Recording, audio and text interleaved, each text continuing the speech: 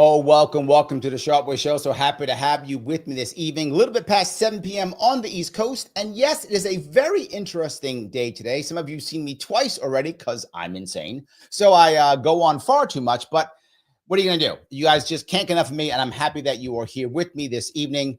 I have a very interesting guest today, someone who is going to be chatting with us about all types of things: human nature, left versus right, individuality, AI, all types of cool things.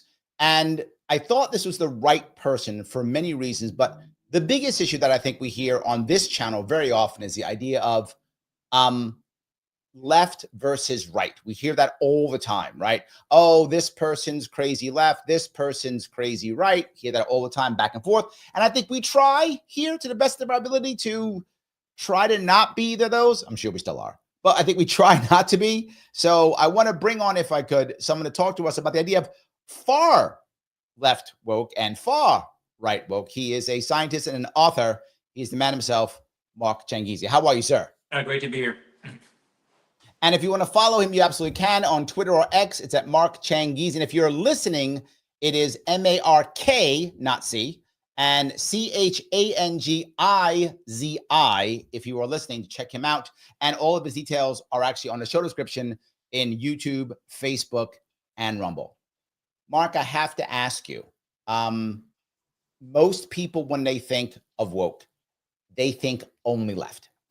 People don't think of woke being right. You disagree. Yeah. I mean, I didn't invent the word. The term has popped up. I'm not sure whether it was James Lindsay or Gummy, like a Gummy Bear, sort of a thinker on there.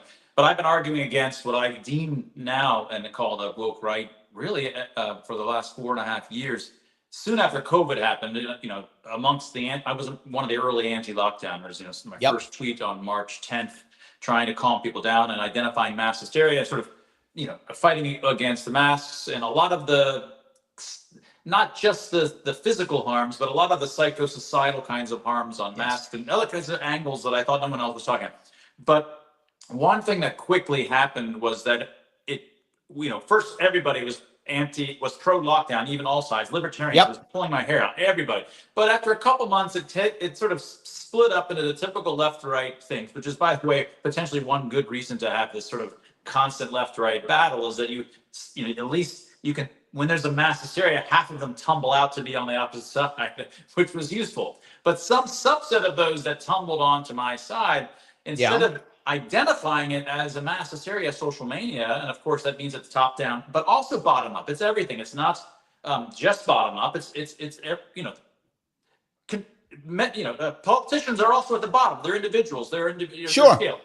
So, but a lot of these people instead started claiming that this was a 20-year plan done by, so on and so on. All of this was part of this plan to create they just can create mass hysterias whenever they want.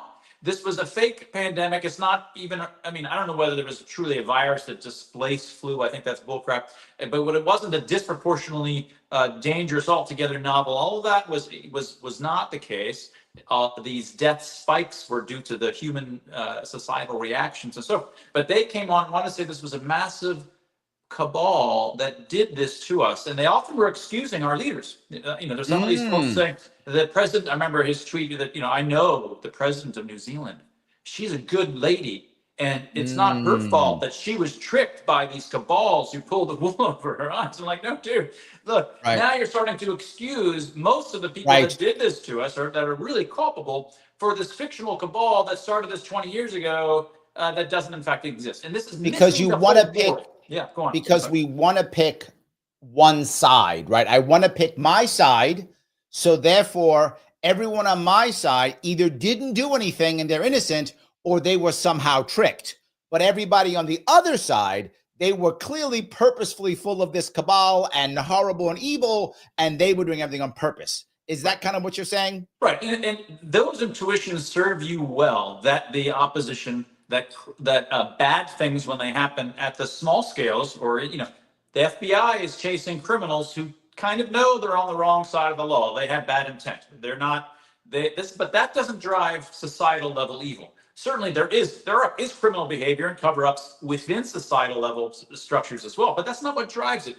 The great genocides, and crimes against humanity are done by groups of people who truly believe they're doing good. It's only when you truly believe you're doing good that you can crush millions of skulls and not bat an eye. So good. Right? Oh, so good, my friend. You're right. The only way you could be that evil is to believe you're being good. That's absolutely true.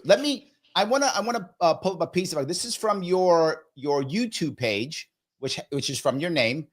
And I want to show you how you talk about the woke left versus the woke right. And you use the Nolan chart. So I'm going to pop this up real fast so that we can see it. There we go. All righty. Let me bring this up. Dr. Mark Changizi here through Science Moment. Today I'm going to talk about left and right and woke left and woke right. And there's often a lot of folks confused about the woke right, and it's something that a lot of us have been talking about. They say they can't be the right because they're authoritarian. Now, there's a confusion in terms of understanding the Nolan diagram. The Nolan diagram is this two-dimensional political positions diagram that you may have seen before. And for those of you who are watching, you may have remembered last year, I spent a lot of time talking about this diagram. The advocates for self-government are one of the people who now run this, and I've been asking people to go there and take this test, and it's free. You can take it whenever you want at theadvocates.org. You can go over there and check that out if you want to. So this has been around for decades. This has been around since like the 80s. Is that right, Mark? Since the 80s? I think it might have been even late 70s, but yeah. There we go. So it's been around for a while. And on one axis, it's nice if you show it diagonally. On one axis, you have economic freedom. And on the other axis, you have personal freedom.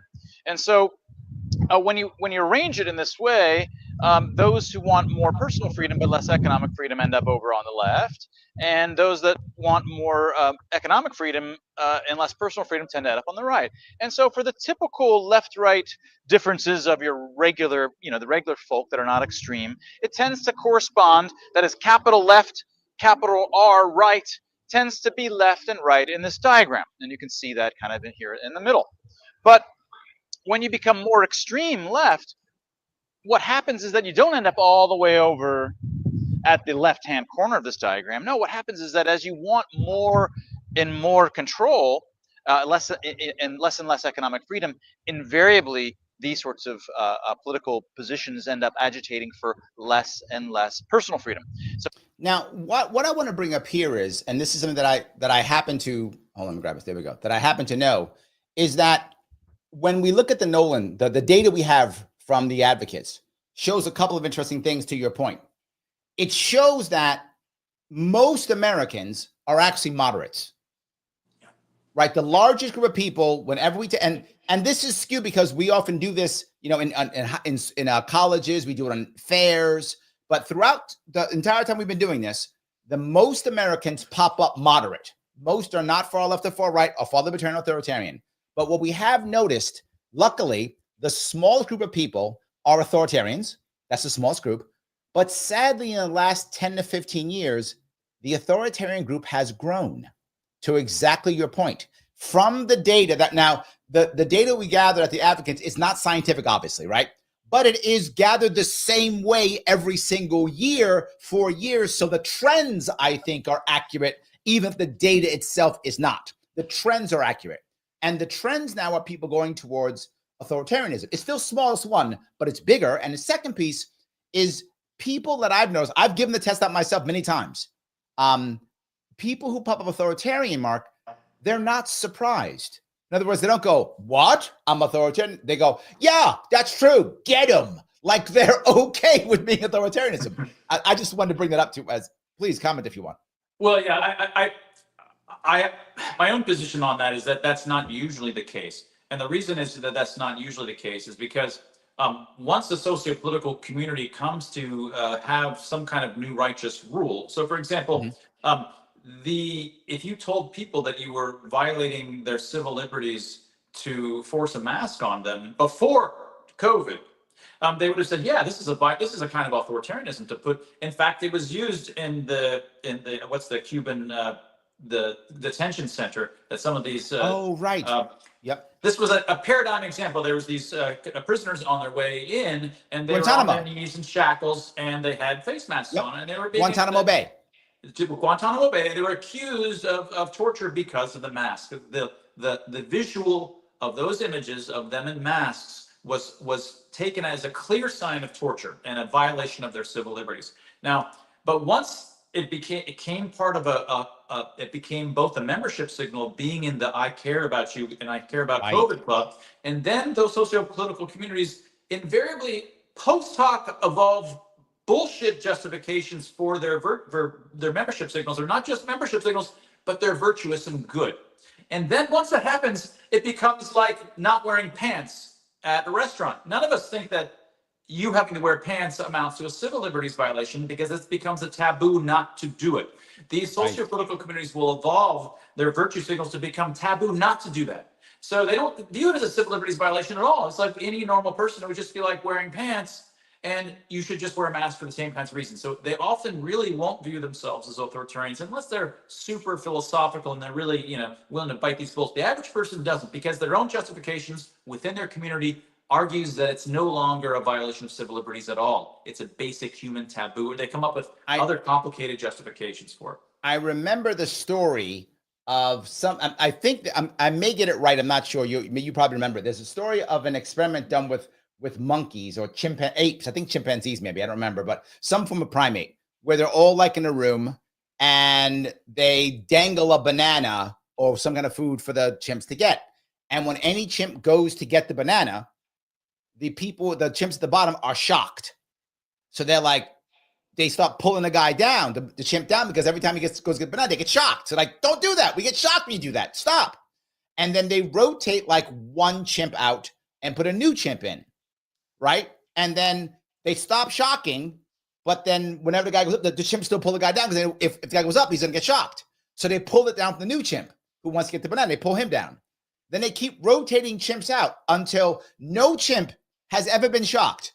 So no chimp knows why we can't get the banana, but no chimp gets the banana because the chimps have decided you can't have the banana. That's what makes me think what you just said. That reminds me of that story. Do you remember that story? I don't know if that.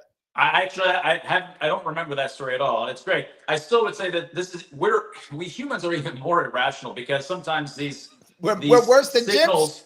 Yeah, we're worse in the sense that we create righteous rules that don't even have some historical truth that undergirds them, right? Got it. Wow. All right, let me, I want to bring this back up. I want to put a little bit more of this if I could. A little bit more of this if I could. So instead of it ending up way over there, it ends up falling down into the authoritarian position. Communism and in principle could end up way over there, but communism in practice always ends up down at the bottom. It ends up violating both economic and personal freedoms. And the same is true on the right. On the right, often as you get more extreme, it doesn't just continue moving all the way right to the end where you have sort of maximal economic freedom but really low personal freedom. No, it ends up that the more that you want to add, the more that you want to violate personal freedoms, the more that it ends up impinging upon economic freedoms as well. You end up favoring certain kinds of national businesses or industries, or you want tariffs supporting your own companies. You have trade restrictions and subsidies. Typically, as you move farther to the right, you end up not just violating personal freedoms, which is sort of characteristic of that side, but you end up violating economic freedoms as well. So you end up with low on both of these axes. So it's true that people say, no, the fascists who ended up socialists can't be called as a political position on the right, because they were in fact socialists, which is a thing of the left. No, there's different reasons, different motivations, different philosophies, different dimensions that can lead to socialism. Fascism was socialist. So I just thought it was an interesting way you put that out. So now it becomes a horseshoe. But I think the common denominator there, if I could get it right, is that people kind of scare people into believing something in some way, shape, or form. They create some type of theory as to why this is correct, or why our side is correct and the other side is bad.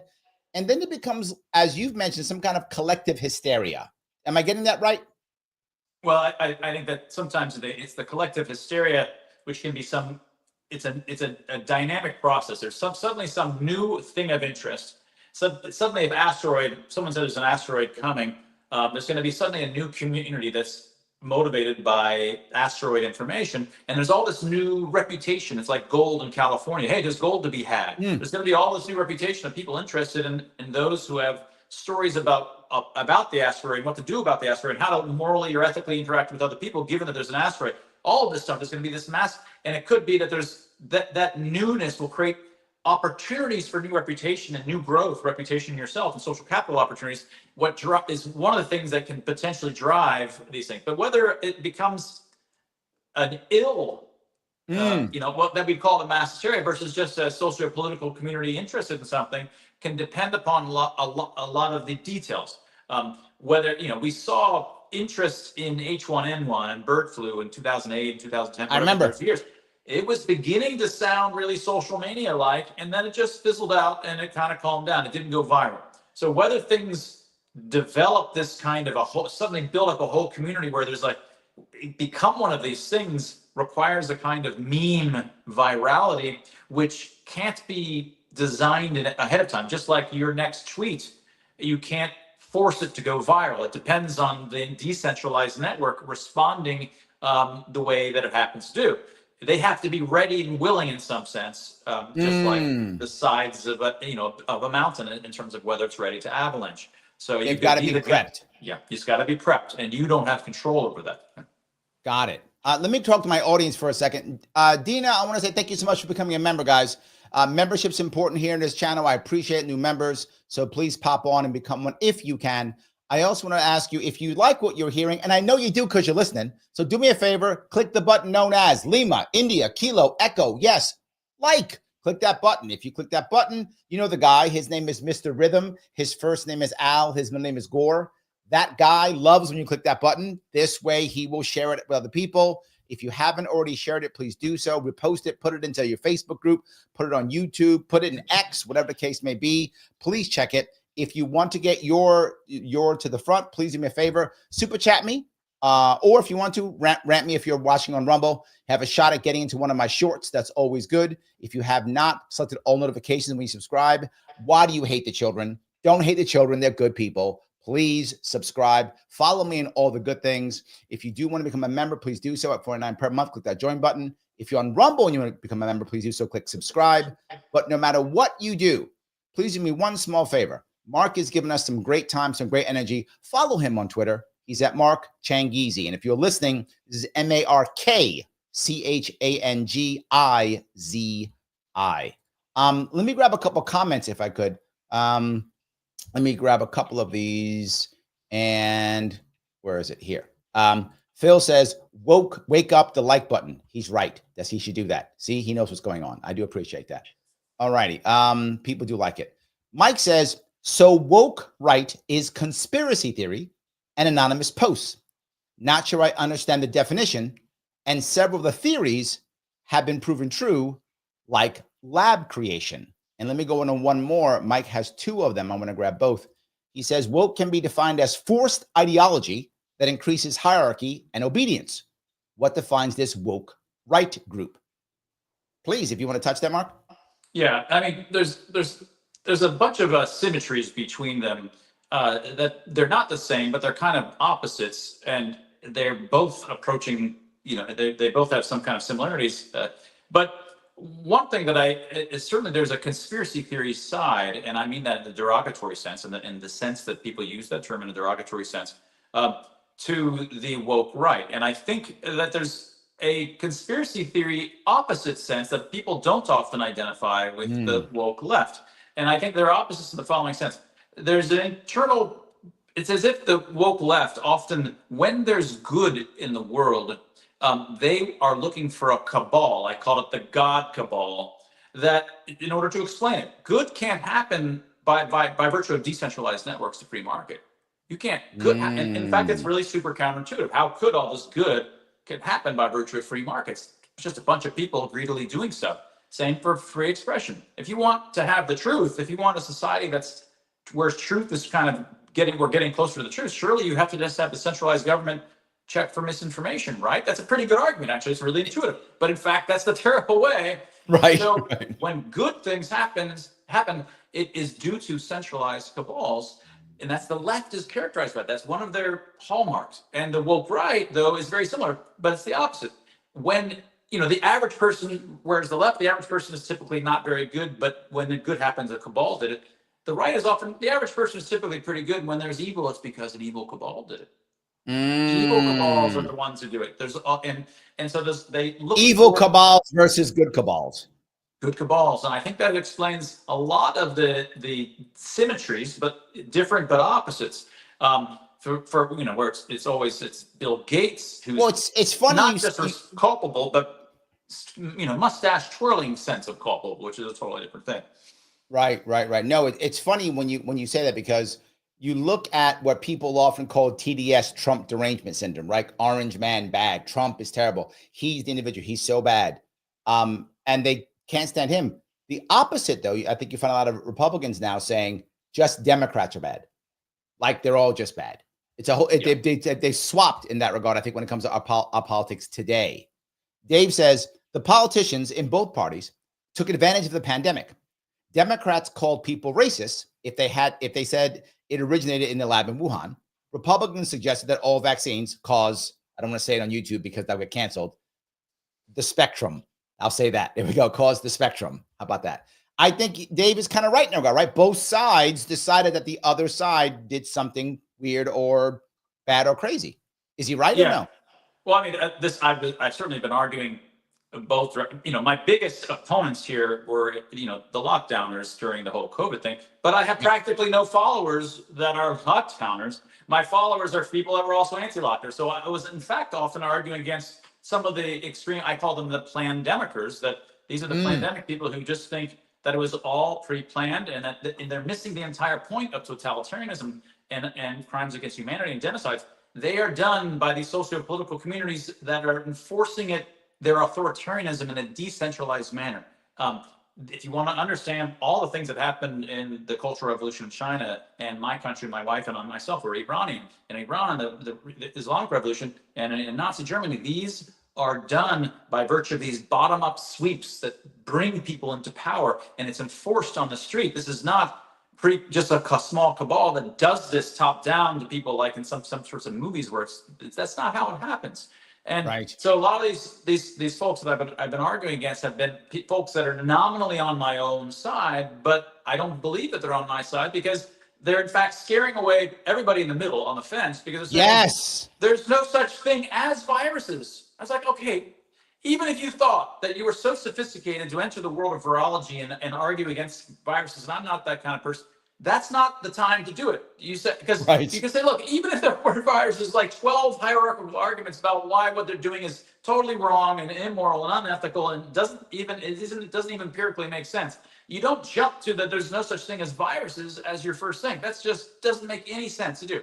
So I think that that kind of viewpoint has completely undermined a lot of folks like me, and it made it a lot harder to argue during COVID against the interventions.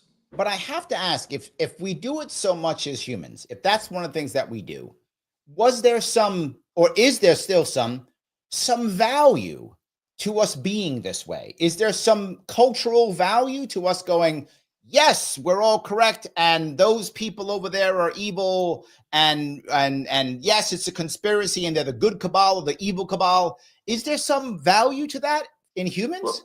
Well, I mean, if there was value for it, you'd be looking for explanations at the level of hundreds of people and tribes where we would have evolved. So certainly, even if you can find a story that makes sense in those circumstances, the situation where you have these throngs of people of hundreds of thousands, millions, and in this case it was 8 billion people. All of that's certainly gone haywire, whatever it was. So you can imagine in small, when you want to really fight an enemy and your entire existence is potentially at stake, when you've got your 300 against some neighboring 300 tribe that found you, it might be a good idea. It might actually have led to better survival to have created all these post hoc justifications for how they're out, and they often are out to get you in that case, because they really are conspiring to go kill you off, right? So some of those sorts of narratives that people tell and placing people in unclean out groups that are definitely dangerous may have made evolutionary sense. But those kinds of small scale sociopolitical systems at the small scale don't allow you to understand what happens at these massive scales. And this is one of the interesting things, and it blows my mind. If you ask the average person, if they're looking at starlings, you know, like the flocks of birds, right? Yep. And there's these beautiful starlings with a million of them. They're like gyrating the sky, and it's beautiful. And I ask them, okay, which one of those starlings is telling them to do that? Oh. Right? Which one? And they have good intuitions. They'll say, oh, no, it's not. There's obviously not a single starling or even a cabal of starlings that's doing that. It's fucking complex, and I don't know how they do it. They'll show humility. But you suddenly turn those million into a billion humans, which are deeply complicated with massive cultural histories, and suddenly they're sure that it's all controlled by a small cabal. Right. No, that's not how complex systems work. At those scales, your intuitions suck, right? And even me and biologists, evolutionary biologists, physicists, mathematicians like me, who were experienced in this stuff, we have better intuitions, but we still don't know what to actually predict because it's really freaking hard. But they're walking around with 100% confidence that they understand the throngs of humans that in all of the dynamics that are happening, none of which is what makes sense at normal everyday scales. There we go. Greg says, I'm on the right, but during COVID, I thought the talk about sensors in the stick, the magnet thing, remember the magnets, it was, that thing, was a distraction compared to real topics like the stick injuries. I completely agree. If someone's being injured by that, that's real versus they're censoring and now they can read our minds or whatever was the thing there, right? I think he's with you on that one. No question. So, there's magnetics, they're tracking us with the things, they are depopulating, which would be the most absurd way to depopulate. Even at the biggest estimates of the deaths that were involved would be a crazily tiny fraction. And we're depopulating ourselves in every country that's first world anyway. We're just massive civilization and population collapse. There's no reason to go out of your way when we're organically depopulating ourselves at this moment.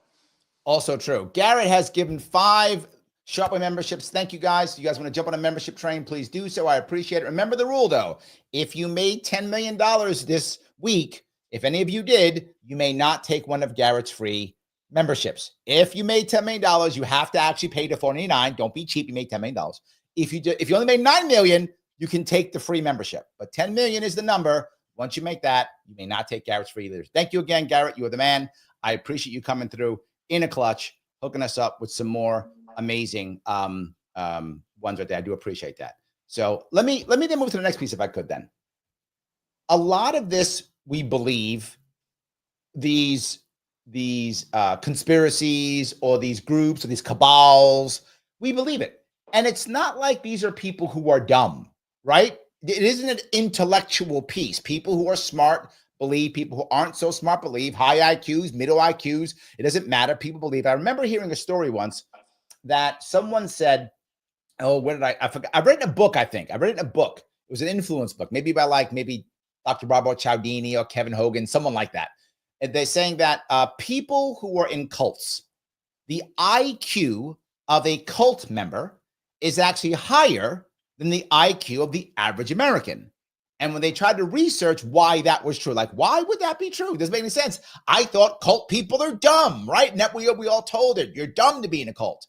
And what the researchers thought, their theory was that if your IQ is very high, you think you're too smart to be fooled. So that if you believe the thing, if it makes sense to you, you go, well, it makes sense to me, therefore it must be real because I'm super smart.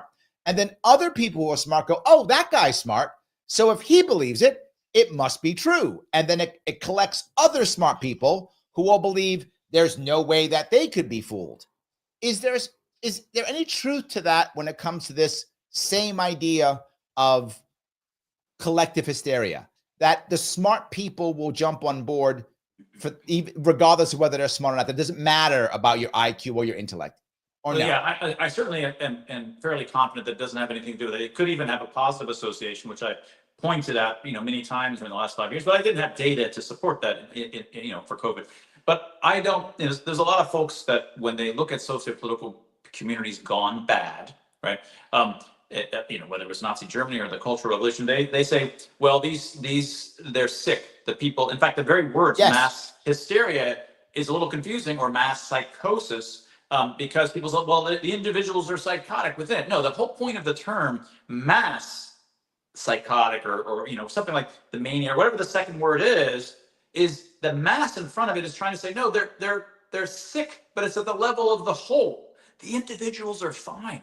That's what's so frightening about it. The individuals are fine. They're in fact, even there's regular illnesses, eating disorders are like this. Eating disorders, the individual girl, mostly girls, and maybe 20% guys, they're often this is a sociopolitical disease. And individually, they'll argue you into a corner as to why it's okay to become a skeleton, and like you can't argue them out of it.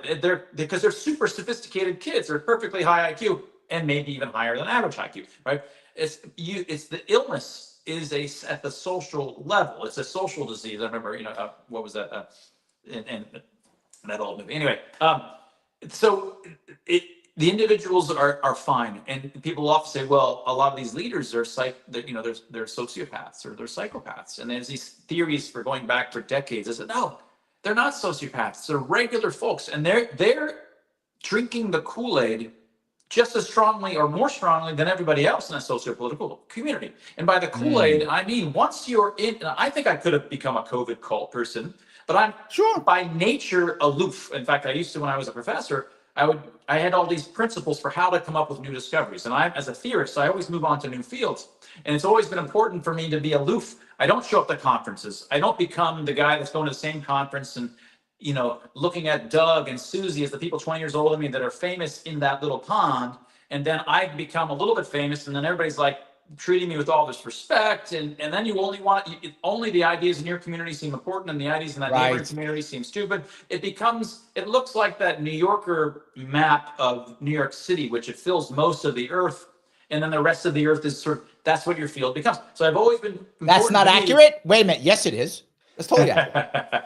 And it's been important to me to remain aloof scientifically, but I always sort of ended up remaining aloof even politically for that reason. But if I had been sitting in academia and art, and I'm always libertarian, so I never fit in there anyway.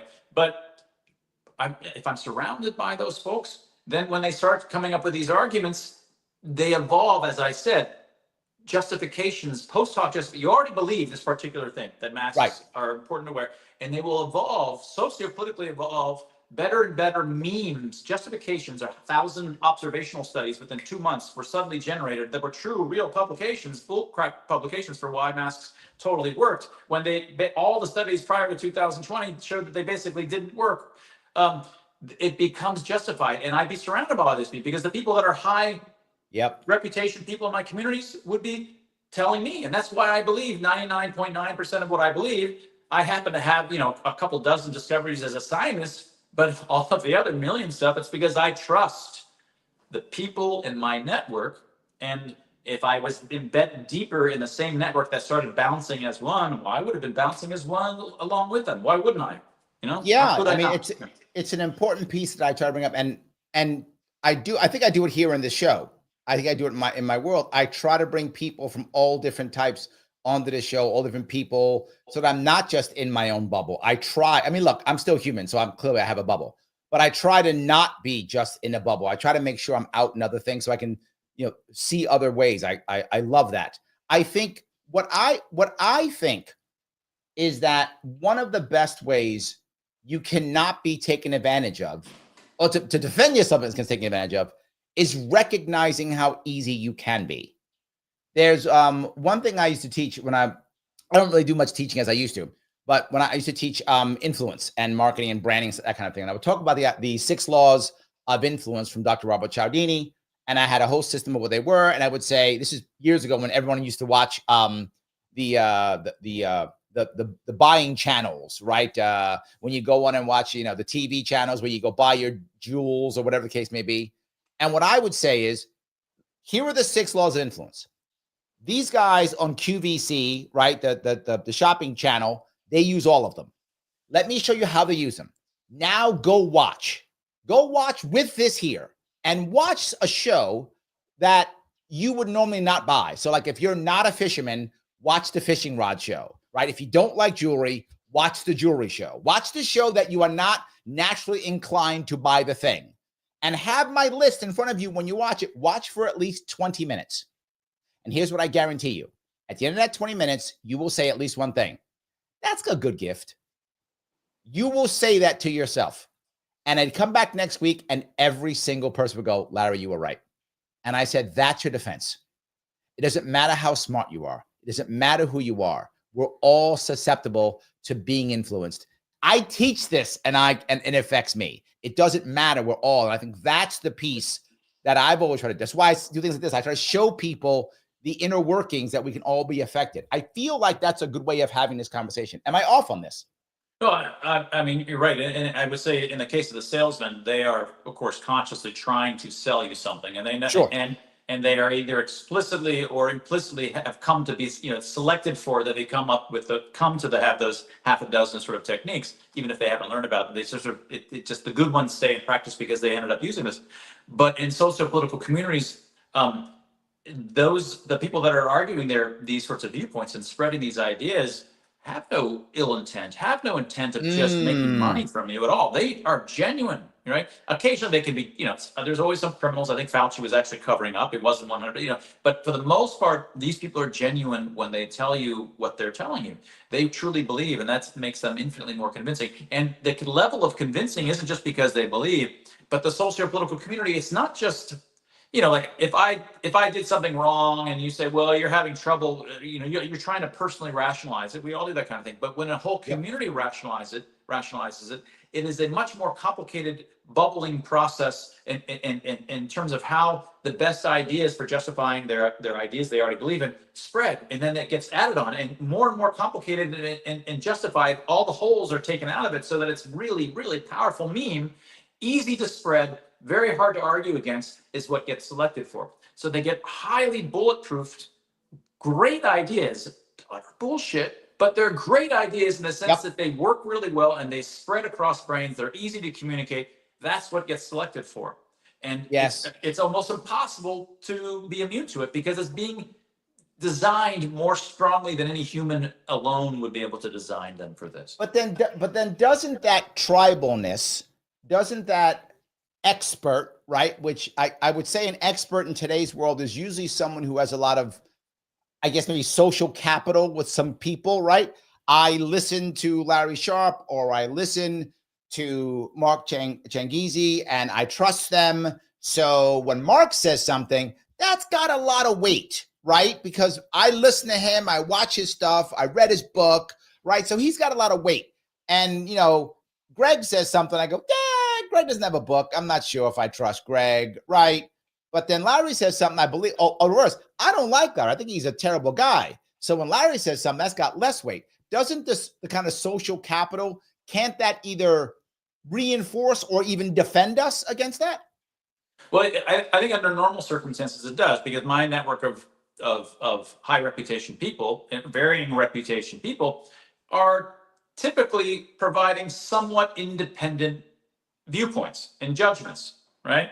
And so that's great that by having a bunch of people that had different judgments, I can get a better take, an objective take. But when something goes viral, in the sense that we understand, it goes viral, suddenly these independent viewpoints are no longer independent. Something has gone viral in such a way that it starts to, and this happens in certain kinds of emergent systems, things that were like, you've seen the bunch of, you just put a bunch of pendulums on a piece of wood and you just start them at random times, but because the wood is slightly rocking, you can put them on two little cylinders. So because the wood is slightly moving, then even though they're all different, by the end, all five of them are doing the same. So that there's lots of things like this where you end up with synchrony happening in an ill way in the group. And now you're in your group of independent people, and if they all 17 was telling you one thing, you'd say, well, that's a really good argument. If 17 different scientists and they're little, on different islands, so to speak, tell you that's a pretty freaking strong argument. But if it turns out it's not independent at all, they're all from the same lab, it's not a strong argument at all. It's just it's effectively one opinion. So when these sickness this illness of social manias or mass hysterias are because the system has come to have few degrees of freedom. And it's really one voice you're hearing, and each of you is still thinking that it's many voices, and so it starts to spread. And that's the kind of illness that happens in these social manias. I remember the media has been doing that for a while. The first station that did it well was Fox News. Then all the rest copied. Initially, it's probably maybe late 90s.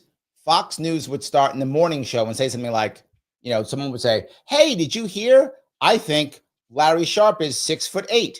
Larry Sharpe is 6'8". Wow, that's crazy. I didn't know that was true. Okay. And then the next show would come on and someone would go, "Did you hear people are talking about Larry Sharpe? He's 6'8". Oh my God, you heard that?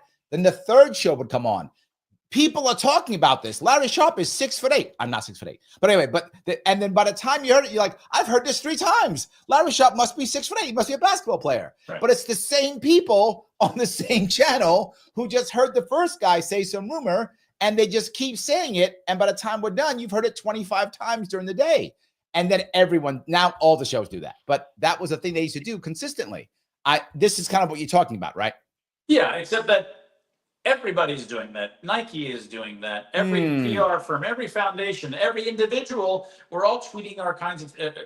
There's literally hundreds of millions of voices that are trying to play the game of make my idea go viral, right? So you can do worse ways of trying it. There's better and worse people at it, but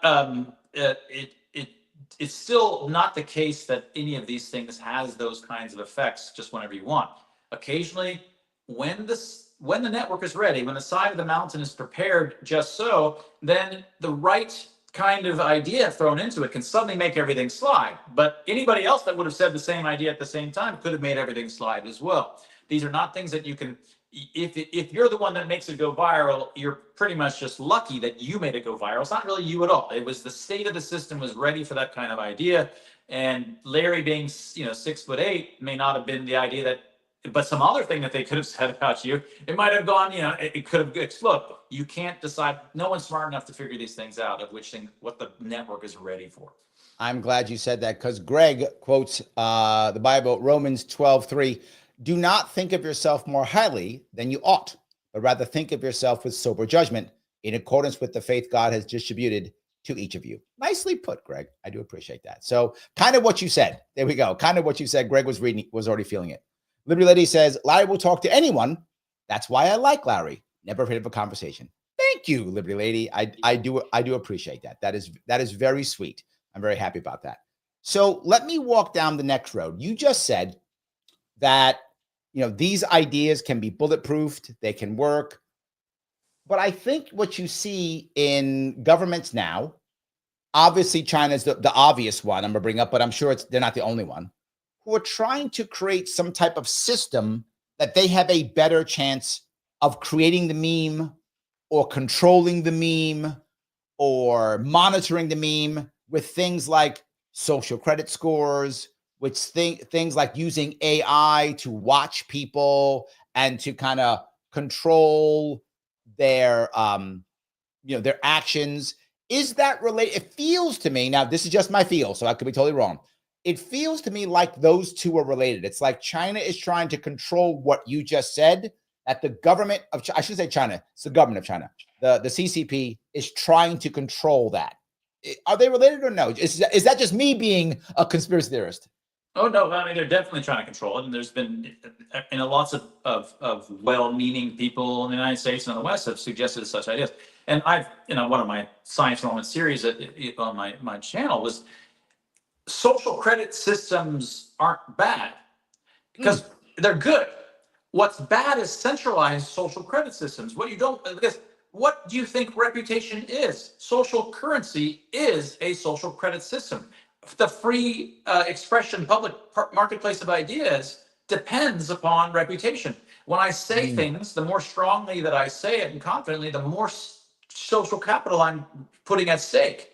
If I say, well, I think this, but I don't really know, then I'm not really putting anything at stake. If I say, Larry, you don't know what you're talking about, right? Then I'm showing disdain in you. That's also pushing a lot of chips. But if I say, I really like what you said, that's very different. The entire notion of a free expression, the entire notion of a public square rests on social credit systems, but it's done organically because in the ways that we evolved, we emotionally express our very emotional expressions. This is my book, the previous book with Dr. Tim Barber, Expressly Human, is about why we have emotional expressions, why we have the ones that we do, why they function, interact, and they're exactly the language that animals that wouldn't have real language like we have today, they're exactly the signaling system that you have to negotiate, to compromise, to sort of to talk and haggle and say, I want you, but you do that by pushing in, it's like poker. Two people at a table can never speak. And at the end, they can decide that someone has better cards than the other without anyone ever showing their cards, right? They've engaged in a negotiation. The only signals that they gave was pushing in certain amounts of chips. That's in fact how emotional expressions function. And that even when I'm talking now, I'm not just talking like this the entire time where I'm not, no, everything that I'm saying is mostly the confidence levels is not saying that I believe Larry with a significance of P less than 0.01. No, I'm saying I'm conveying my confidence levels by virtue of the manner in which I emotionally express. And in doing so, I'm sometimes putting a lot at stake, depending on what I say. Sometimes I'm saying I don't really know, and I'm putting a little bit. And that will affect me later, because if it turns out I was saying bullcrap, if this network is functioning well, I will get dinged. I will lower in reputation. So it's not that social credit systems are bad. We need them. The marketplace of ideas relies on it. Free expression relies on it. You cannot have a free expression public square if every time you say something, no one ever remembers who you are, that you're truly anonymous, not just pseudonymous, like with the funny name that you've always kept for 15 years on Twitter, where you do care. But but if you're truly anonymous and no one, you can't retain the same rise or lower in time, then there is no such thing as a public square, and we're not moving closer to the truth over time. But what you don't want is any kind of centralized system. It should be in the individual heads as to what of the other people's reputations are. It's distributed across the heads. Like, this is an interesting thing. I can show you how rich I am or poor I am. What do I say? Here's my bank account. Or here's my cool car, or whatever it might be. Can I show you my reputation? I can't show you my reputation. Do you want to know why? It's because it's not in any place. It's distributed across the brains of millions of people. And it's that distribution across those brains where my reputation and where your reputation lies. And that's where it needs to be. It can't be centralized at some government or at some big tech company that the government is paying. That's super dangerous, and that's not how it works. But what would happen in theory, right, is China would actually go against what you just said. The Chinese government would say, no, you're incorrect, Mark. We're going to rank these people, and we're going to we're going to post it someplace, right? You can go onto whatever, reputation.com.china or whatever that's going to be, right? Which they and already look do. And see, oh, Mark, you ranked number 3 million, whatever. We know. So they're going to say that. The question is, though, if the system of our life begins to respond to that, and what I mean by that is, because the Chinese government, or any government, I'm saying China because they're doing it, but American government, any government, decides that I rank here in their centralized repository of reputation, I therefore am allowed to buy a better car, or live in a better neighborhood, or go to a better school, or get more money, or whatever is the way they do it. Or if I have a really low one, I don't get to have banking, or I have to ride a bicycle, or whatever. Wouldn't that eventually make that centralized repository actually real because of how it would function in society? Or am I wrong? Oh, yeah. I mean, no question. It would be real. It amounts to a massive censorship, because it would be a centralized censorship, effectively, even though it would be called. This is just another way of describing a centralized censorship, where it's rather than specifically kicking people off of, let's say, Twitter, or forcing Twitter to, you would just, you're perfectly fine. You can stay there, say whatever you want, but your ability to buy bread or cheese will be influenced by what you say, right? So this is just another elaborate form of censorship. But the organic, because a lot of people I hear it's like social credit systems are bad, and I think they, of course, I feel like it's a teaching moment. Reputation is a social credit system, and we rely on it. We don't need another social credit system. And that's only going to be one that's going to be wrecking the free market, not the one that in fact undergirds it. It's funny. I do this often when I speak at libertarian conferences. I'll walk up and I'll say, hey, everybody, who here is against universal health care? And a bunch of hands go up. I go, so if I had a privatized system that allowed voluntary, that allowed everyone to be covered, you'd hate it? They go, what?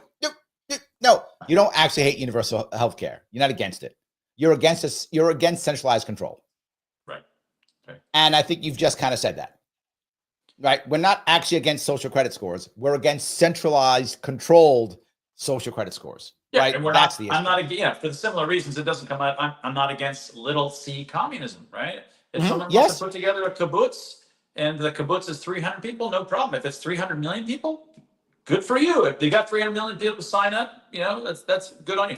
But so sure, similar kind of thing. But I would say the difference is that even, and I don't think little c communisms with 300 million people is going to work very well for humans. I think that's probably a terrible idea. But in fact, free markets and free expression relies on these sorts of currencies moving through them. And that's what makes it such a brilliant system. And we don't want to mess with it. We want to embrace that. Yeah, well, the other issue, though, I think is what you just said. The Amish is a good example of that, right? There's over 300,000 Amish in America. So people are, and it's growing. Like the Amish community, I have it in New York. The Amish community is growing throughout the country. So I think, and that's kind of little c communism, voluntary. You can go there if you want to. You don't have to. It's up to you. I think that's true.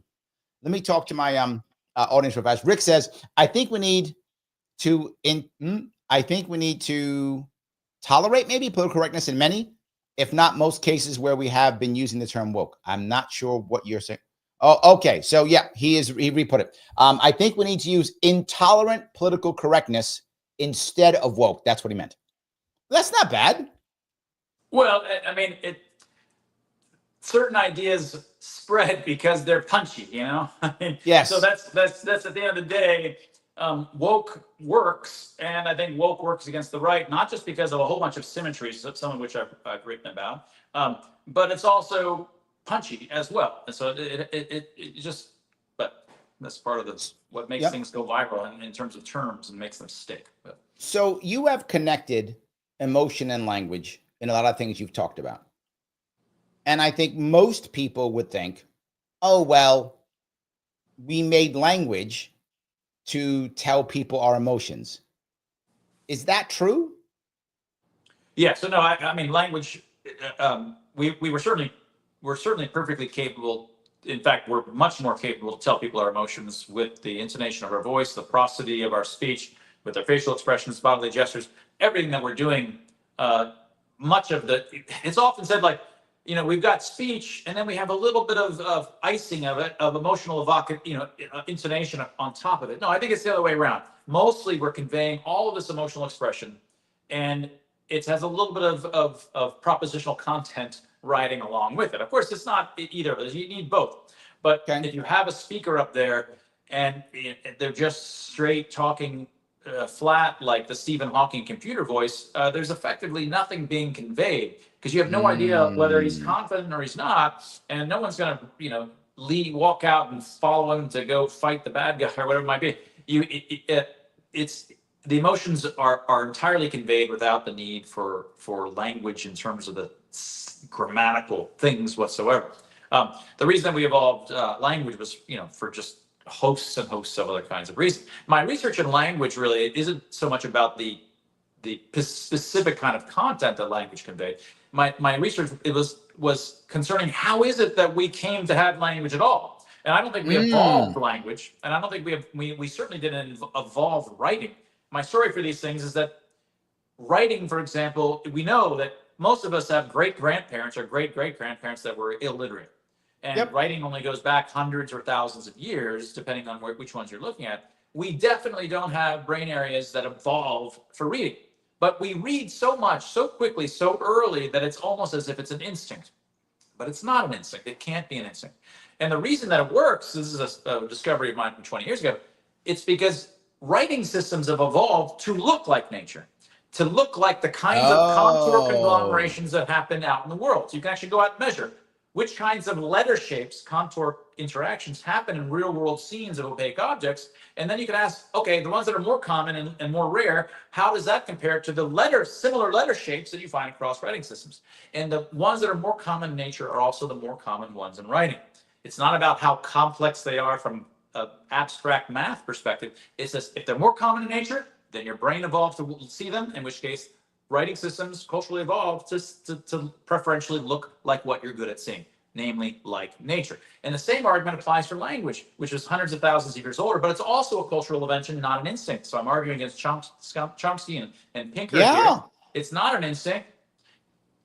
This is in my book, Harness, How Language and Music Mimic Nature. Yeah, you bring up music too with this too. You talk about the idea of music also with this, yes. So on the speech side, speech evolved, culturally evolved, to sound like solid object events, auditory events of just solid objects. And when you work out the sounds of solid objects, well, solid objects, that was a door over there, right? There's hits. Well, that's like plosives, puh, cuh, tuh. And then there's slides, when things slide, like, all right, they're like fricatives, like, and then when something slides or hits, the objects ring. Those are sonorants, which are like vowels or like Y and Y and W and things like this. And it's always both. It's a hit or a slide followed by a ring. That's the fundamental nature of all sounds in the environment. Well, what does that sound like? That's a syllable. Syllables are, and then your mouth, and this is just one of 50 different kinds of, you work out the grammar of what solid object events sound like, and then it turns out to match the combinations of phonemes that you find across languages. And you're, the guy from, what was it, Police Academy, who can make all these crazy. Oh, that guy. Yes, he was amazing. Yes. Right. We have tremendous capability to make all kinds of sounds which go way beyond hits, slides, and rings. But for language, it culturally evolved to sound like that because we're only good at auditory processing of that stuff because that's what nature's sounds and events are built from. So the idea is that language, and certainly writing, is not part of our human nature. These are our human 1.0 selves only had emotional expressions. But we later culturally evolved these things to harness our existing non-language brains and trick the brains, trick those brains into thinking they could read and speak and process. But we're not really processing language so much as we're processing language which has tricked itself to look like nature. That's the idea. Got it. Shelley says, thanks for being a member, Shelley. She says, people who have brain injury and communication issues, oddly, music and writing are two extremely good rehab tools. That's interesting. So music and writing are good rehab tools for people with brain injury? I wasn't aware of that. It seems to make sense. Is that real? Certainly, my ex-wife was a neurologist, 20 years marriage, and so it's certainly something that comes up in those fields at all. I'm not, I study the design of the brain and then the design of cultural evolution for the brain, but neurologists study the broken brain, and it turns out that you're my ex-wife and I were always looking at things from opposite points of view, and it's almost completely different ways of thinking about it, the way things break versus the way things are designed. Yeah. So I want to then move to the AI piece, right? Because if they're going to create this central repository reputation, they're going to require AI. And AI, to your point about, the way it is now, it is starting to be able to mimic those emotional cues, the way that it's mimicking us in a way that feels like it's real, right? The AI girlfriend, the AI boyfriend, the AI buddy who speaks in a way that we feel is real, like that movie Her from several years back where the guy falls in love with the computer program. That's happening now, right? So while some guy or gal who can't find a boyfriend or girlfriend they want can go now find it online, either through a robot or their phone or whatever is the way, isn't government going to use AI to be like, I'm your best buddy. Do as I say. Listen to what I want you to do. Isn't government going to do that too? Isn't AI going to be our detriment? Isn't AI going to destroy us in this way? Basically, what I'm saying is, isn't AI basically the Terminator? Well, I just actually wrote a little piece today that was on this. Look, I'm coming at it from a different angle than not directly answering your question. Look, imagine a bunch of creatures that had a lot smaller memory than us, and all the time in their environment, they still have to do multiplying single digits, right? So, but they can't. They're really bad at memorizing things. So every time they have to do 4 times 7, they've got to go 7. Okay, and then adding up in their head. Okay, 7 plus 7 is 14, and they're just doing the addition every time. And it's a pain in the butt. The real big experts are some experts that like have memorized 4 times 7, and that's their thing. Anytime that someone come to me because I have it memorized, I don't have to calculate it. It takes a long time, guys. And there's like some savant someplace that's like an autistic savant kind of, that's somehow done all the 7s. They know all the 7s, anything with 7. But so eventually in their communities, through all of their paperwork and their history, though someone realized that, you know what, we've done this a lot. Let's pull in all this big data of all of these times that we've done these multiplications, done it the hard way. And now I can create this little table, and now I can sort of see in front of me all the times table. And then I can just have this, he just makes a little thing. You just put in 2 numbers and it'll automatically output the product, right? It's sort of an automated time. It doesn't even count as a calculator. It's just now everybody in that community is smarter than the smartest autistic savant that I mentioned just a moment ago. Suddenly they have all this at their capability because it's a highly stereotyped thing for society to want to do. So now they don't have to spend all of their energy to do all these little additions all the time.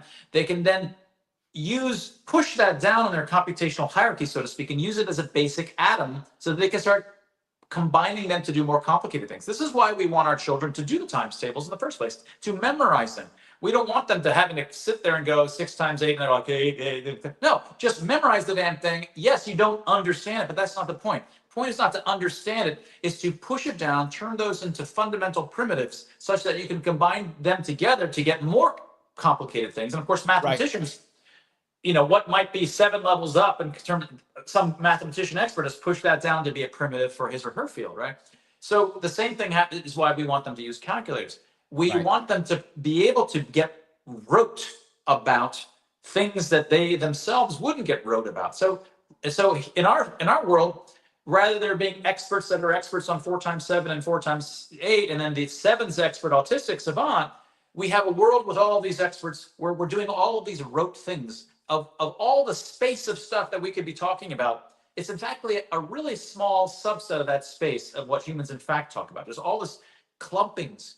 And so all that we've done is just take big data, figure out what those clumpings are, and made it so that now when I want to do PR, I can become as fast as the typical PR person who in 3 minutes can write a quick PR piece because they've done it a million times, because they've developed all these tools where they have the constituent combinatorial resources just to go, I know the basic parts, like blah, blah, it's all together all at once. It's like 6 Lego pieces of the right perfect time.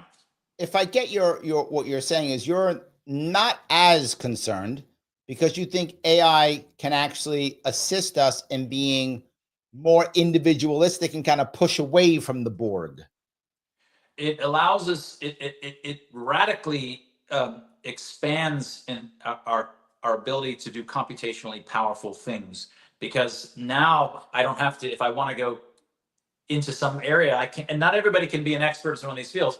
So suddenly I can be an expert in the basic things of those fields. I can use that as a basic, I don't have to think about it. That can just be a primitive at the bottom of my thinking.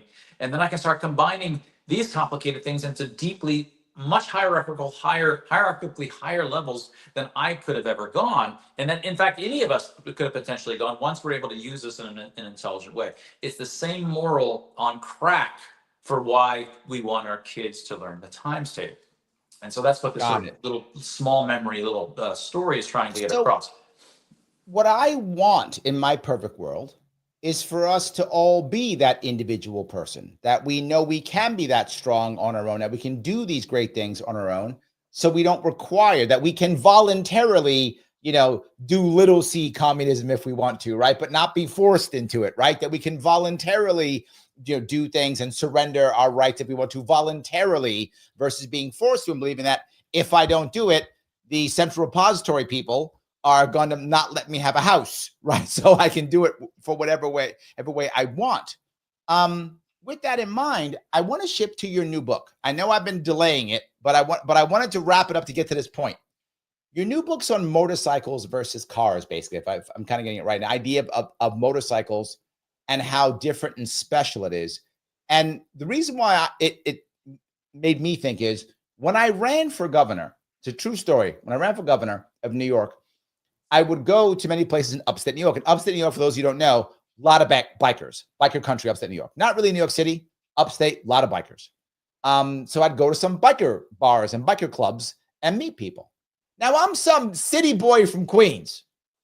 And I would walk and people like, my team would be like, Larry, you sure you want to go in there? Looks kind of rough. So don't worry about it. It's fine. So I would go in. And you know what they would do? They would just talk to me. Like I'd go and sit outside by like a fire. Very often these biker bars would have a fire pit out back. I don't know why it's a common thing in New York. I don't know why it is. It's just a thing, I guess, right? So I'd go out and sit by the fire pit, and there'd be some guys sitting with their boots up saying, who the hell are you? And I would tell them, we would just talk. And as long as I was telling the most important thing, which was, I just want to leave you guys alone, they loved me. That was when I won them over, not by policy A or policy B or whether I was a libertarian or Republican or Democrat. That wasn't what won them over. It was always when I said, I want to leave you guys alone because I like your lifestyle of being on your own and personal responsibility and all those things. And I spoke about what you often see in biker groups. They're very often very loyal. They're very often very much individual, but voluntarily loyal. They're also about personal responsibility. That's why they don't like helmets, all those things, right? It's very common, right? That concept. And when you started speaking about that, I said, there's something special. So please, you are a motorcycle enthusiast. You think it's very special. And you think that generally you shouldn't wear a helmet. And I want to cover both of those. First, do me the motorcycle piece, then go to the helmet piece. Yeah. Well, I mean, I've been riding for only 5 years. I'm 55 years old. I mean, later in life, sort of the kids were growing up in college kind of thing. And I now live in Miami, so I can ride every day. So it's been great. So I've really excelled, accelerated my how. Are you part of a biker group or no? No, but I go to some biker places where I get to talk to and meet a lot of folks. And do you think my assessment is true or no? Yeah. So I mean, I'm not certainly the reasons that I decided to ride. I can't per se say that it was because I'm sort of a libertarian freedom defender, kind of always arguing for freedom. But it could well be the case that that's the kind of guy I am, and I just want a motorcycle in part for those reasons. And it occurred to me there is nothing that screams out freedom, and motorcycles scream out a lot of things, I suppose, but nothing really screams out freedom more than a motorcycle. Yep. So, I mean, the book is really about.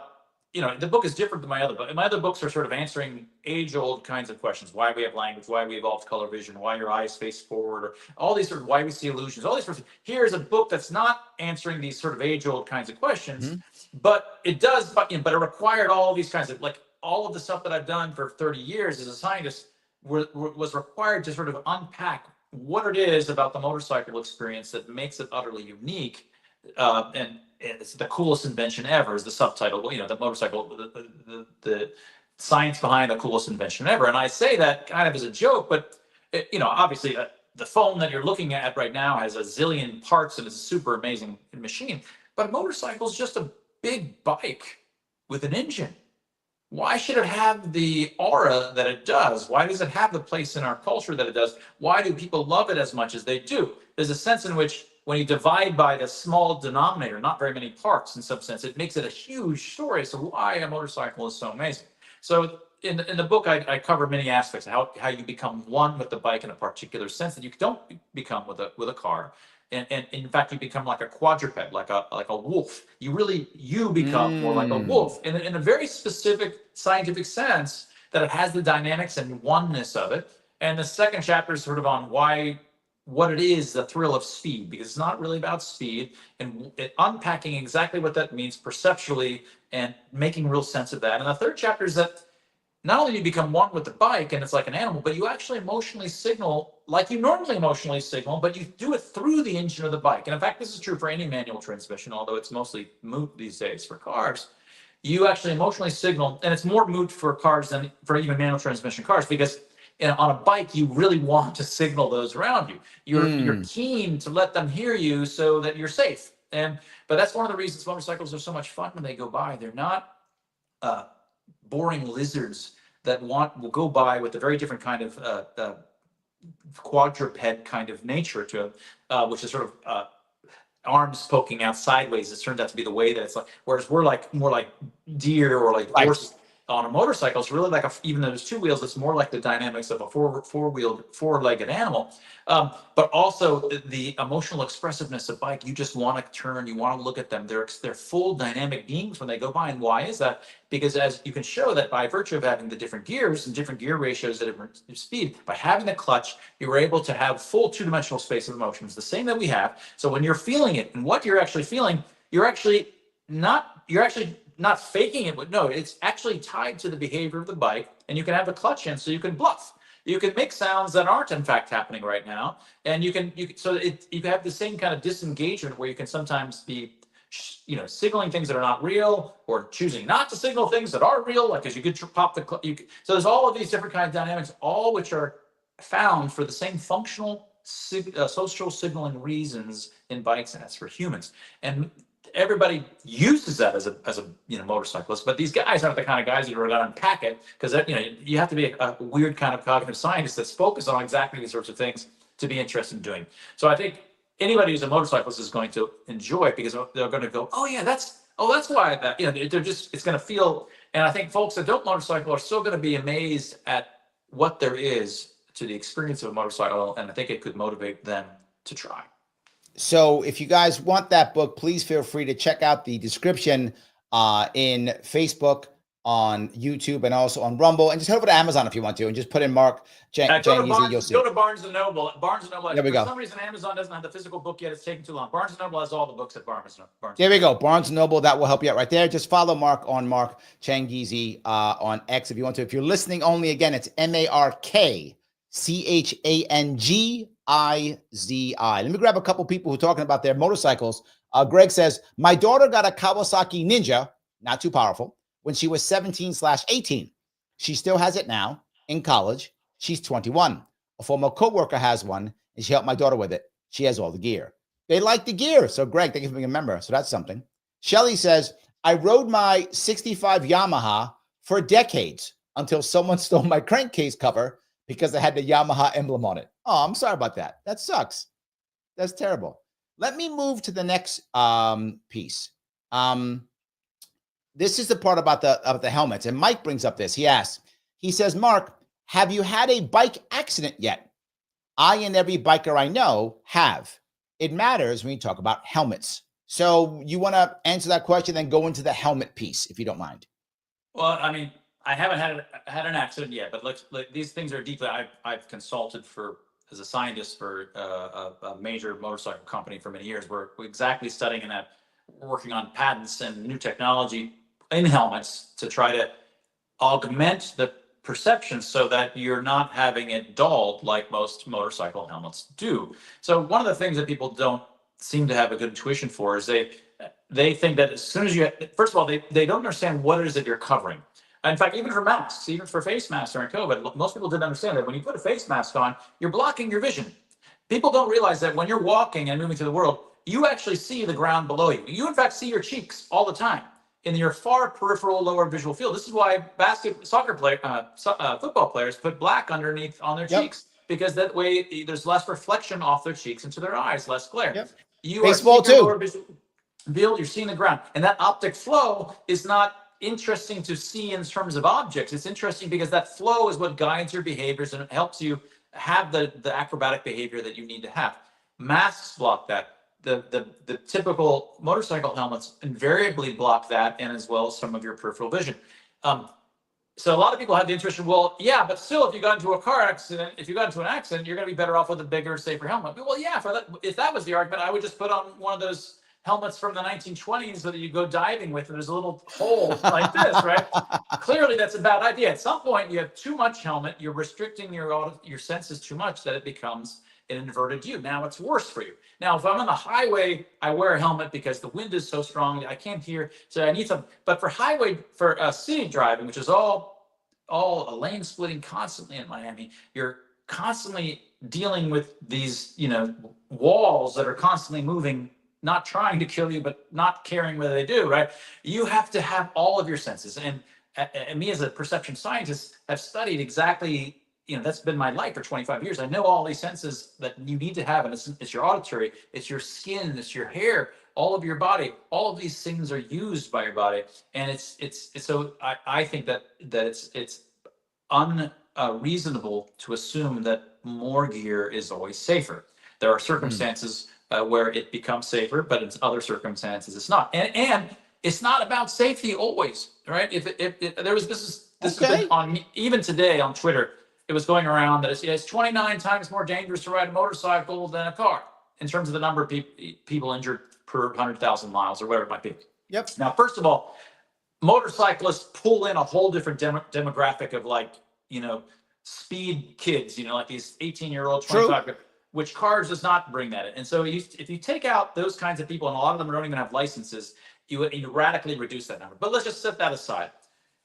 Because that same graph, it shows it not on log, it's just linear. So it's this huge graph for motorcycles and a much smaller one for cars. But then it also shows buses and subway and things like this as it goes down.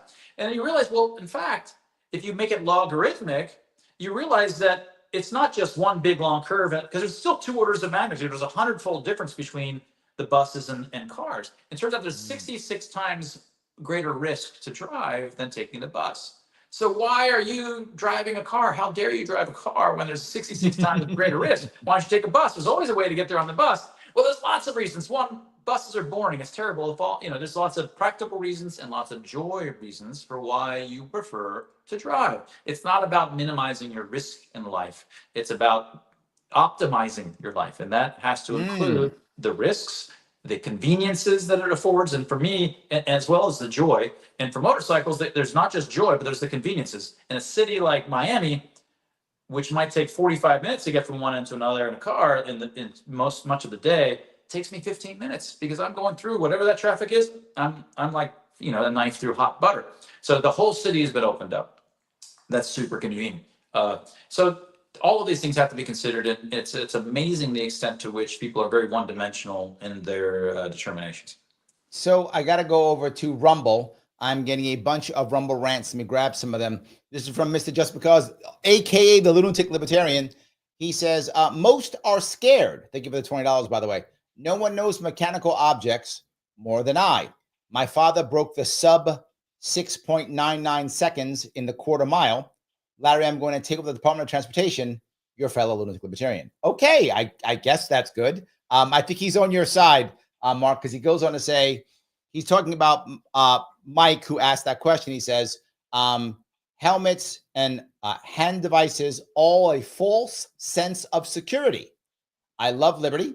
In a sky suit over 100 miles per hour, no projection on the ground, just saying. And he then says, the next thing with his next Rumble rant, I'm stalking Larry on Rumble, thank you, for a free speech inquiry for a minimum of an hour together, live. Fine, I'll put you on the show. I tried once before, Lunatic, and you said no, but you didn't have time. Anyway, I'll make it work. Anyway, my point being, I think, Mark, what Lunatic is saying is he agrees with you. He thinks that this is a false insecurity. You should enjoy it. And I got to tell you, there's a part of what you're saying that I really get, in that you have to be willing to not just be safe. You have to be willing to be as safe as you feel comfortable, but also to risk to have a better life in whatever way you want to have that better life, whether that's motorcycle riding, or for myself, joining the Marine Corps, or whatever the case may be, right? Doing the things that you want to do that, are better for you. I think that's true. Yeah. And the risk itself is part of the joy. So for example, if you sat in a modern simulator such that, and for one side effect is that, there is no simulator that simulates what's going on a motorcycle. And then I'll get back. The simulators, the best simulator in the world is just like these bikes that are at the arcades, where when you want to go left, the whole thing leans left. But when you're leaning left on one of these bikes at the arcade, which is super cool to play if you're a kid, well, you're about to fall off to your left. You're like riding a little bucking bronco. On a motorcycle at speed, when you tilt, gravity is still at all times going through your spine into the seat and in through the wheels of the. Instead, it's actually like sitting on the couch at home playing a crappier motorcycle game where you're just holding still and the bike is always vertical and the world changes. That's actually what it's like. Like sometimes my wife is just exhausted at the end of the day, or she's not feeling very well, and she's sitting at the back, and if she was in the car without a seatbelt, she'd be slamming into me and slamming into the wall. Right. But no, she's absolutely safe. As long as she's not like just limp, she's gonna fall off, which she could just fall off. But it's like the bike is holding still. There's no side to side whip. There's forward and back if I accelerate too quickly, but there's no side to side whip. You are in what appears to be, once you're at speed, in a gravity bubble, where literally you are the center of the universe and everything else moves relative to you. It's your weight, your 700-pound bike becomes weightless. Whereas once you're at slow speed or stop, the whole thing is impossible to move. It's terrible. Right. But so there's a whole experience that just comes from from speed and the weightlessness, which is amazing. Now, what was I going to get to after that? I can't remember now. It's okay. Lunatic says one more thing. He says, life is a risk, my friend. Combat to That's walking right. down the stairs. That's right. Simulators, to the point, simulators can't give you that. Only the reality will give you that. And if simulators, my main point there was that if simulators could get you everything, you're sitting in a simulator and there's the wind, they do everything. You'd still say, this is a pretty cool device, you'd say, but part of the thrill is that you really went past a truck and your head really was close to hitting it. right. You really were going fast past real things that would hurt real bad if it happened. And you cannot take that away from what the experience is. The same for skiing, same for any fun sport that gets you jived up, is because you are enjoying real dangers and handling them. That's part of what makes it brilliant. Yeah. So I want to go back. Maybe people came in late or whatever the case may be. People are asking me, can you, in your own words, define what you think woke is? And also, can you define, most people kind of know what left woke is, or at least they think they do. Can you define what, in your own words, what you would say, give an example of what right woke might be? Well, I mean, the folks on the woke right appear to be, there's a whole bunch of symmetrical kinds of things, which I wish I had the memes with me. But I mean, the one kind of symmetry that I already talked about earlier at the start was this kind of propensity to believe in conspiracy theories in a derogatory sense. But the woke left is often explaining all the good that comes to the world from some kind of centralized government of just the right kind, of a very paternalistic kind of thing. Whereas the woke right is more conspiracy theory driven in the more traditional sense that we use that word in a derogatory sense, explaining bad things by some evil centralized thing that's controlling things. But there's another kind of symmetry between them as well. And they're opposites, but and I'm not saying that woke is necessarily the perfect word. I have other people that say they've come up with just face. I don't know whether woke is this, but they're symmetrical and opposite and sort of moving towards authoritarianism. Authoritarianism, once one was called woke for a long time, I'm happy just to call the other one because I see these symmetries. And it's stuck. So I'm not defending per se that the word woke has to be it, but there's all these symmetries that makes me want us to keep it. The other is that the far progressive woke left believes they're both wrong about human nature. The woke left believes there is no human nature.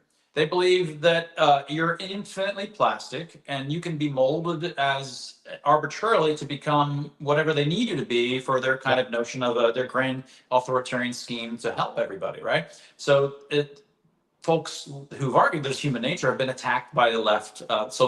Sociobiology by E.O. Wilson, he was a very far left person, but he was attacked and raked over the coals by the leftists in academia because he dared argue that psychology and sociobiology was driven by instincts, by by the animals' natures and human natures. So the left has the wrong notion of human nature because human nature isn't that. The human natures were filled with instincts. Sure, we are just as much filled with instincts as all the animals. We don't have this plasticity just to become something. To the extent that we seem plastic, it's because cultural evolution shapes stuff to harness our existing instincts. So the only reason we can read, like I mentioned before, is not because we evolved suddenly, we're plastic enough. No, if you show me barcodes, no matter how much time you train up kids on barcodes, they're useless. You have to culturally evolve writing to tap into what our non-plastic brains are already good at. Right. Now, the right also has the wrong notion because they believe that we have a human nature, but they believe that it comes that it's fixed, that it comes from God, that it's God-given, that there's a particular notion of what it is to have a culture and to be a particular way. They don't understand that the reason that we have the kinds of modern cultural capabilities that we have are because these things are constantly dynamically changing through the complex free expression. Because they're often hooked. Well, our culture, that culture is a trash culture. And this, the other cultures over there, they're just terrible. No, like there are some worse cultures than others. I'm not saying they're all equal. No, there's definitely worse ones than others, but they're constantly dynamically changing. And it's that dynamic evolution of culture that itself has created the humans that we are today. The human 2.0s, because human 1.0s didn't have language, they didn't have writing, they didn't have music. They were just biologically a lot smarter, very significantly smarter than chimpanzees, but still qualitatively pretty darn similar. Quantitatively smarter, but not astronomically smarter like we are today. This is the result of cultural evolution. And so a lot of the folks on the right typically have a very strong cultural belief that God gave us all of these sorts of ways that we are now. No, you have to be open-minded about cultural change, but you don't have to be multicultural, but you should be open-minded. This is a dynamic process that's constantly in flux. So now looking at right now, the way America is going, the way the world is going, do you have any predictions for the future, good or bad? Do you have any, like, I think this is going to happen or this is not going to happen? Is AI going to actually be good for us? Is it not? Or any of those things? Do you think something's going to change? Do you have a feeling about the future now? Well, I'm more optimistic about the AI stuff. I mean, but as I mentioned earlier, I'm more worried about the, what made COVID bad, and it was a kind of totalitarianism that we saw. Now, typically, totalitarian situations like that happen to, it's just the Chinese people. It happens to them, and the Chinese, they're faraway culture, so we sort of explain it because they're different than us. And then the Iranians are this, Islamic nation, but totally. So and the Germans, well, they're Western, just like it. But anyway, they're severe people. We come up with bullcrap post hoc explanations why it couldn't happen to us. But with COVID, it obviously happened anywhere, and of course it could happen to any group at all, and it happened worldwide because of the connection of the internet and how the world was connected. So now when these sorts of mass hysterias hit, they don't just fuck over one unfortunate country and then we all sort of say, oh, that's lucky. That would never happen to us. It only happens to us screwed up people. No, it can happen to all of us. And now when it happens to any of us, it could happen to all of us. So there's a kind of, and there's also a similar kind of worries that, it's well known that if you have a bunch of islands, like an archipelago, Darwin's studying speciation, you have a bunch of different islands, then you find much more diversity as when you go from bigger islands have greater, more diverse, but the total accumulation of diversity across those different separated islands is huge compared to if you have just all of those things congealed into one similar landmass, let's say. Yep. We are all one similar land mass since 1995 or so. You get the feeling that the music that we hear, and I don't think this is just me getting old, I feel like the music is kind of more of the same, and I like the music, that's fine, but one doesn't feel like there's these massive diversifications that you kind of might have expected with these micro niches that you saw. Maybe the web would allow. No, it kind of just feels like you're missing the diversity that happens through spatial, geographical separation that was sort of I think if you look at the youngsters, I think would say you're right, because many of the youngsters now are looking in the past for music. Yeah, it's all redoing versions of the old stuff, which often sounds really cool, but I feel like we're missing the genuine orthogonal new directions of music that could have happened, and can only happen when there's these spatial congregations of separately evolving things. And that's related to this uniformity undermines diversity, an explosion of cultural diversity, and it also makes these mass social manias that can happen across the earth much more dangerous when they do happen. That sounds like what you're saying is that we have an increased chance of, say, a dark ages, that we've increased the odds of a dark ages, meaning that if we're not as diverse, there's not as much of a chance for us to have change. And then if something bad happens, it can affect the entire world and make us all go dark. Am I misreading you? Yeah, that's right. I'm sorry. There's a fragility. There's a much greater increased fragility. Now, I mean, I do take Steven Pinker's book on violence, the better nature of our Greater angels. Angels or something. Better, Yeah, I read the book. so Yeah. there's a pretty strong whether it's shorter scales or longer scales, and many different ways of looking at it from which does show, violence does seem to be at the in some sense reducing. There's been evolution, cultural evolution over time, which has come up with ways of reducing the amount of violence. Hopefully that still continues onward. But again, there's the qualitative change to it being many human populations to one. Does create a different kind of math that's going on, a fragility that both to lack of diversity and susceptibility to mass illness that we wouldn't have had before. There we go. Let me grab a couple of these Rumble rants if I could. Again, Lunatic, you just keep throwing them out there. You got stuff to say. He says, having a simulator, sorry, but there are simulators for millions of dollars with wind tunnels. Are we saying they have some with wind tunnels? You can do that. But he says, real life makes adrenaline junkies, combats the ultimate drug, drag racing, free climbing, all release the same brain reaction. Everyone's triggers what needs to be trapped into. What the point I think he's bringing up is that they do have more simulators that people want to try to achieve, but that life can make us an adrenaline junkie. And I get that because I remember being in the Marine Corps. When I joined the Marine Corps, most of my senior leadership were Vietnam vets. And that was the year when I joined, it was right after the Vietnam War. And most of my senior leadership were Vietnam vets.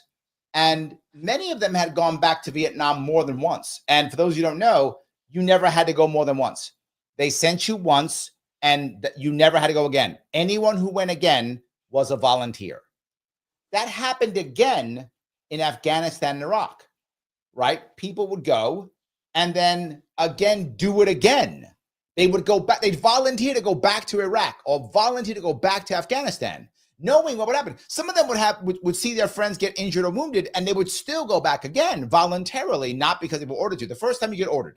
After that, you volunteer if you want to do it again. And there were guys who go back 3-4 tours. They just go back again and again and again. I think there's some truth to that. Yeah, I'm not sure that I certainly there is an adrenaline junkie part of the daily life when you're riding, but I certainly feel like the experience and the joy of having a city at your disposal in a different kind of way, navigating the city in a different kind of way. It is, like one of the fun of being a boater, and I've never been a boater, but you live in this, you might be a boater in Miami, you live in a negative space. Like when they want to travel from some place to another, restaurant to another, of course, they're not using any of the road. They have like a whole different opposite space that they live in. Airplanes, same kind of thing. They kind of, in each of these spaces, these negative spaces that we don't usually participate in are dangerous. They afford capabilities, but they also have dangers of their own. And there's a negative space that we motorcyclists ride in, even in the cities, and scooters as well, because the spaces that you think of as not existing as a car are all there for us. And of course, these spaces are often dynamically changing depending on the cars that are there and the gaps that are there. So it's this constantly dynamically changing negative space that we participate in. Is just one of the dozens of kinds of joys that being a motorcyclist affords. So it's more than just the junkie part of it. It's not just the speed. Yeah. I got Mike doesn't think you're right with your woke right. He says, wrong on defining the right. Mark is saying religious right is all the right. Yes, left looks at check boxes. People are their characteristics in grouping only.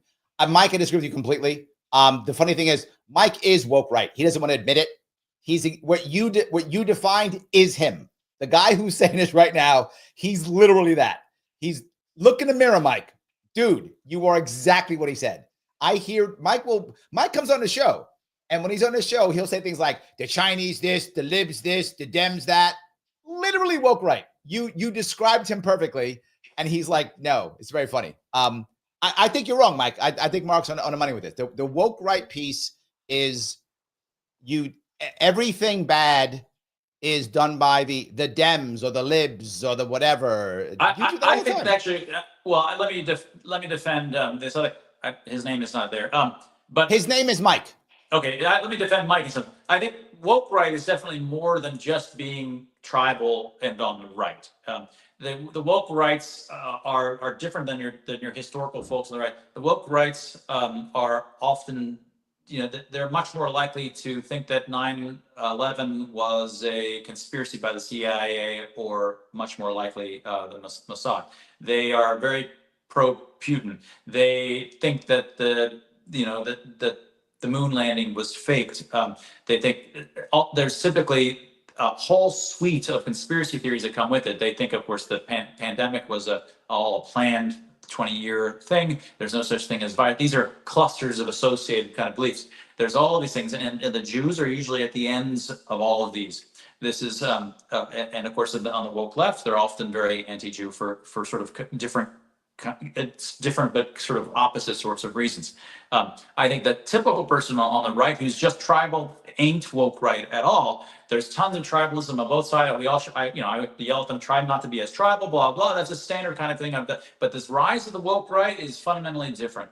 They are, I think, are. But all the conspiracies you said, I'm like, like there was, like I was like, maybe, like I didn't think any of those are crazy. Maybe I'm woke right too, Mike. Maybe me and you are woke right, because I was like, maybe. I'm just saying, I'm being forward. Yeah. So I don't know. My point being, I look at someone who just always thinks that the other. Here's where I see the concept of being woke in that regard. It's having no empathy for the other. Right? It's just having no empathy for the other. And if you're left woke, every person who's not left woke is some horrible Nazi or terrible person who's a fascist, and they're all bad and they're all together. And if you see people on woke left, they assume that every person who's on the right works together. They're always lockstep, even though they're not. But that's what they always believe. Oh no, the right is lockstep, and they're all under the leader Trump or whatever. And everyone who's woke right is the exact opposite. Oh no, the left is all exactly the same. They're all lockstep, and they're all under whatever, Soros or whoever is the bad guy of the day. They're all under Soros and all that. That's kind of how I see it, but maybe I'm wrong. Yeah, I reserve the word to go as it's really, to me, a subset of those that are on the right and on the left. The left, those that are woke left, there's plenty of people that I know that would think that I don't like Trump, blah, blah, but they're not necessarily going to be out there demonstrating for the thing of the day, whether it's trans, let's say this week or whatever it might be. They're constantly out there virtue signaling for these crazy, absurd kind of positions that show how righteous they are.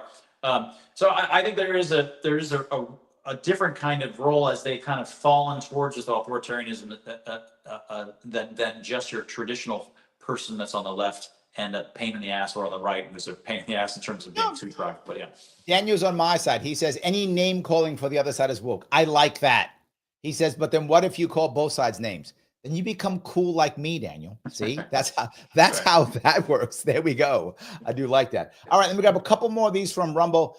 Lunatic, you got to stop spending all your money, man. Thank you for the $1. He says, I'm a descendant of giants of the north. Also, the conquered sovereign Taino. I am the world. Awesome. I'm glad. He goes on and says, bring in the Rumble rants. And then he says, psychopaths per CIA podcasters. We understand the brain better than you think. Grand Theft Auto has the same brain response. Wow. Okay. He's got a lot of stuff to say tonight, but I think what he's saying is that that I guess adrenaline push, people also get that from video games, and I think that's true. You do get it from video games. Obviously, yes. All of these games are thrilling and have facets of the real experience, but are of course missing other facets. There we go. So before we wrap this up, Mark, anything you want to bring up? Say that I missed something you wanted to cover? No, just go get a copy of Motorcycle Mind and get yourself a motorcycle. There we go. Get Motorcycle Mind and get a motorcycle. Guys, tonight I am going to be on Grumbling Media tonight at 10 p.m. Tomorrow I'll be on at 7 p.m. So I will be on 2 shows. So if you guys want to come and see me, that'd be great. If you want to follow Mark, please follow him on Twitter/X at Mark Changizi. That is, again, if you're listening, MARK, not C, and Changizi. Guys, once this is over, please do me a favor. Put in the chat, once it's over, put in the chat if you think you are either woke right or woke left. Put that in the chat after this is over. I will see you guys very soon.